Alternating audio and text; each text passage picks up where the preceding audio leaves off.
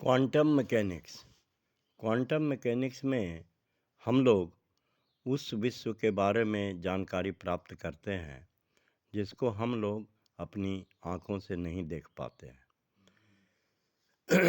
इसके परमाणु के अंदर जो इलेक्ट्रॉन्स और प्रोटॉन्स की क्या गति है या संपूर्ण ब्रह्मांड में कहाँ पे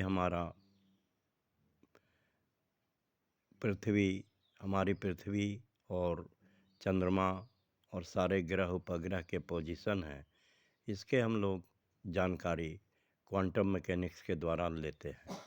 क्वांटम मैकेनिक्स की आवश्यकता क्यों पड़ी? हम लोग जैसा जानते हैं कि V = U + AT, जहाँ V हमारा अंतिम वेग है, U हमारा प्रारंभिक वेग है, A त्वरण है और T हमारा टाइम है। V = U + AT से हम लोग किसी भी वस्तु की जानकारी कहाँ पे पोजीशन रहेगा हम लोग जान सकते हैं। दूसरा फार्मूला होता है S = UT + ½ AT²। इस फार्मूला से भी हम लोग डिस्टेंस को मेजरमेंट कर लेते हैं। और तीसरा फार्मूला होता है V² = U² + 2AS।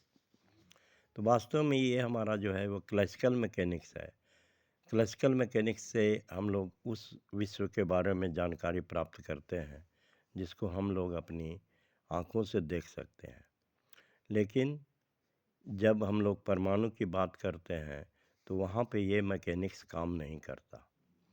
इस मैकेनिक्स के लिए हम लोगों को एक नए प्रकार की मैकेनिक्स की आवश्यकता पड़ी जिसको हम लोग क्वांटम मैकेनिक्स के नाम से जानते हैं।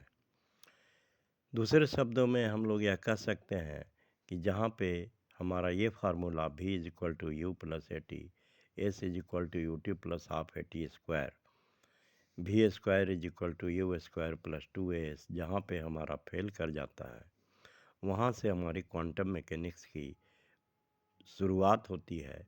वहाँ से क्वांटम मैकेनिक्स का जन्म होता है।